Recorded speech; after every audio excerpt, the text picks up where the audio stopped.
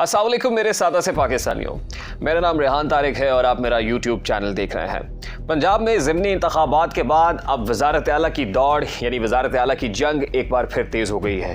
यानी एक और दरिया का सामना था मुनीर मुझको, मैं एक दरिया के पार उतरा तो मैंने देखा पंजाब में वज़ारत आला की नशस्त के लिए क्या जंग लड़ी जा रही है, कौन किसके बंदे तोड़ रहा है, किस तरह रिवायती सियासत उरूज पर है। छांगा मांगा की झलक एक बार फिर दोनों जानिब से भरपूर अंदाज में दिखाई दे रही है। कौन सी कमेटी तश्कील दी गई है जिसका काम बंदे तोड़ना है, ये सब कुछ आज के व्लॉग में रखेंगे। लेकिन उससे पहले एक अहम खबर सुप्रीम कोर्ट से आ रही है, जहां पर परवेज इलाही साहब जो वज़ारत आला के कैंडिडेट है पाकिस्तान तहरीक इंसाफ की जानिब से, उन्होंने राना सनाउल्लाह और मरियम औरंगजेब साहिबा के खिलाफ एक तौहीन अदालत की पटिशन दी थी और वो पटिशन एक्सेप्ट कर ली गई है।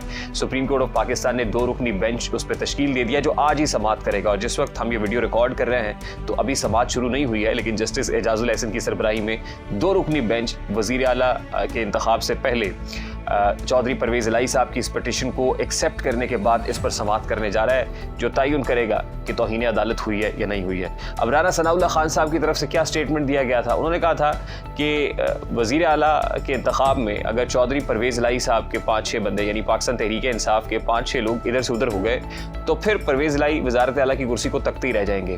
सबसे पहला स्टांस जो पाकिस्तान मुस्लिम लीग नून का रहा है वो हमेशा से यही रहा है कि देखें, आपको जो मैंडेट है, जो अवामी मैंडेट है, उसको एक्सेप्ट करना चाहिए, आपको मेजॉरिटी को एक्सेप्ट करना चाहिए। देखिए, हमजा शहबाज को जब वज़ीर आला बनाया तो उस वक्त भी यही पाकिस्तान तहरीक इंसाफ से मुताल्लिक कहा जाता था कि पाकिस्तान तहरीक इंसाफ रखना डाल रही है, पाकिस्तान तहरीक इंसाफ आइन की धज्जियां बिखेर रही है। तो क्या यहाँ पाकिस्तान मुस्लिम लीग नून अवामी मैंडेट की तौहीन नहीं कर रही है? परवेज इलाही साहब ना सिर्फ इस पटिशन को लेकर सुप्रीम कोर्ट में है, बल्कि उन्होंने भी वही रविश इख्तियार की है जो हमजा शहबाज साहब ने इख्तियार की थी। और वो क्या है कि अपने लोगों को दड़बे में बंद कर देना, यानी अपने ही लोगों से इतना इनसिक्योर हो जाना कि कहीं ये वोट दूसरी तरफ ना दे दें। परवेज इलाही साहब ने भी लाहौर के एक निजी होटल के कमरे बुक कराए हुए हैं और वहां पर अपने लोगों को 2 रोज पहले ही जमा करना शुरू कर दिया है। शाह महमूद कुरैशी साहब जो मुल्तान रवाना हो गए थे गुज़श्ता रात, उनको मुल्तान से वापस लाया गया और कहा गया कि शाह महमूद कुरैशी और परवेज इलाही मिलकर ये जोड़ तोड़ करेंगे। पाकिस्तान तहरीक इंसाफ ने भी एक कमेटी तश्कील दे दी है और कोशिश की जा रही है कि वो लोग जो दूसरे शहरों में हैं, वो जो राइट लेफ्ट है, उनको इकट्ठा किया जाए, उनको एक जगह पर एक कमरे में बंद रखा जाए तावक्ते के पंजाब की वज़ारत आला का इंतखाब नहीं हो जाता। अब दूसरी तरफ हमजा शहबाज साहब और उनके रुफ़का क्या कर रहे हैं? उन्होंने जनाब अता तारड़ की सरबराही में, अता तारड़ आपको पता है कौन है, पंजाब के डॉन है इस वक्त, जहाँ वो पंजाब के डॉन है वहाँ राना सनाउल्लाह साहब वफाक के डॉन बने हुए हैं। तो इस वक्त पाकिस्तान तहरीक इंसाफ के सामने ये 2 लोग उनको खटक नहीं रहे, एक आंख नहीं भा रहे हैं, इस वक्त खटक रहे हैं उनकी आंखों के अंदर। एक अता तारड़ है और दूसरे राना सनाउल्लाह। और फवाद चौधरी साहब ने तो ये भी कह दिया कि ज़रा हमें पंजाब में हुकूमत लेने दें, अता तारड़ साहब आपसे तो हम पूछेंगे, और राना सनाउल्लाह साहब आपका तो पंजाब में दाखिला हम बंद करेंगे। कहा यह जा रहा है कि पाकिस्तान तहरीक इंसाफ का एक ग्रुप सामने आने वाला है, वो 8 से 9 लोग सामने आएंगे 21 तारीख को, यानी जुमेरात के रोज़ वज़ारत आला के इंतखाब से 1 रोज़ पहले आके प्रेस कॉन्फ्रेंस करेंगे और कहेंगे कि हमें वज़ीर आला परवेज इलाही कबूल नहीं है। यानी इमरान खान साहब से मुतालबा किया जाएगा कि आप पाकिस्तान तहरीक इंसाफ से किसी और कैंडिडेट को नॉमिनेट करें। और फिर हमने देखा कि मुल्तान में शाह महमूद कुरैशी के साहबजादे ज़ैन कुरैशी के बैनर्स भी लगना शुरू हो गए जिस पर लिखा हुआ था कि पंजाब का वज़ीर आला ज़ैन कुरैशी।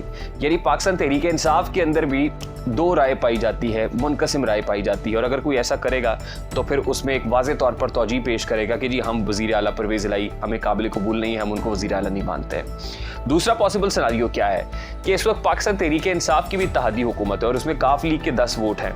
हमने देखा कि जब किसी को पार्टी पॉलिसी के अगेंस्ट जाना होता है तो पार्टी पॉलिसी के अगेंस्ट, तो इस वक्त ख़ास तौर पे जब आर्टिकल 63A की तशरीह हो चुकी है और देख लिया है कि जिन्होंने पार्टी पॉलिसी से इनहराफ किया वो कैसे मुनहरिफ लोग डीसीट हुए, नाहल हुए और उनके बाद उनके साथ हुआ क्या है। तो ऐसे में इनहराफ तो कोई नहीं करना चाहेगा, लेकिन उसमें एक बारीक सा कानूनी नुक्ता है, वो ये है कि अगर काफ लीग के कुछ ऐसे लोग, क्योंकि काफ लीग भी डिवाइडेड है, चौधरी शुजात ग्रुप इस वक्त वफाक में बैठा हुआ है शहबाज शरीफ साहब के साथ और चौधरी परवेज इलाही ग्रुप इस वक्त पंजाब में बैठा हुआ है, यानी काफ लीग पंजाब में भी है और वफाक में भी है। अब काफ लीग का सरबराह कौन है? वो चौधरी शुजात हुसैन साहब है। ये भी हो सकता है कि चौधरी शुजात हुसैन साहब कोई ऐसी एडवाइजरी इशू कर दें, चौधरी शुजात हुसैन साहब ऐसी इंस्ट्रक्शंस दे दें और वो ये कहें कि मुस्लिम लीग काफ के लोग परवेज इलाही को वोट नहीं डालेंगे। हो सकता है, मुमकिन है।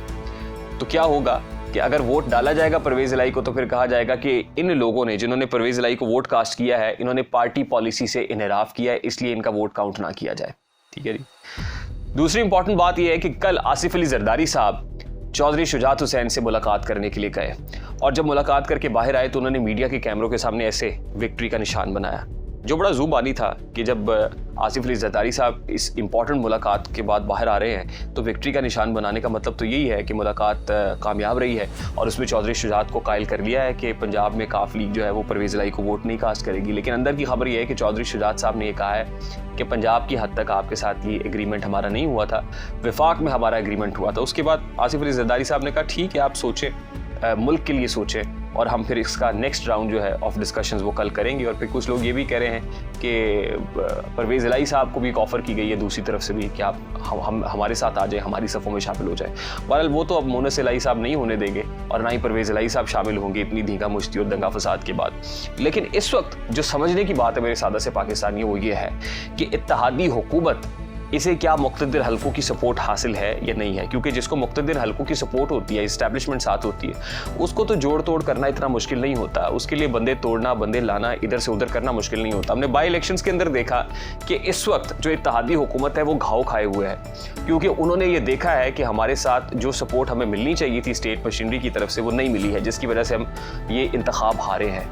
तो कल हमने ख्वाजा साद रफ़ीक की प्रेस कॉन्फ्रेंस के अंदर ये गुस्सा भी देखा है। तो इत्तेहादी इस वक्त इस्टेब्लिशमेंट पर भी एतबार करने को तैयार नहीं है, तने तनहा लड़ रहे हैं। लेकिन आसिफ अली जरदारी साहब ने जो कल जाके इत्तेहादी हुकूमत के साथ बैठक की है उसमें नून लीग बहुत सीखपा थी और वो कह रही थी जरदारी साहब आप गारंटर थे और देखिए हमारे साथ क्या हुआ है। तो कहा यह जा रहा है कि जरदारी साहब ये गारंटी भी लेके गए हैं कि जरदारी साहब को ये कह दिया गया है कि वज़ीर आला तो हमजा शहबाज ही होंगे, जिसके बाद ऐसे लग रहा है कि इस इत्तेहाद के जान में जान आई है और वो अपना बयानिया बदलते हुए यानी डटे हुए दिखाई दे रहे हैं कि पंजाब के महाज पर भी लड़ेंगे और वफाक के महाज पर भी मुकाबला करेंगे। अब अपनी मुद्दत पूरी करेंगे, टर्म पूरी करने से पहले अर्ली इलेक्शंस की तरफ नहीं जाएंगे।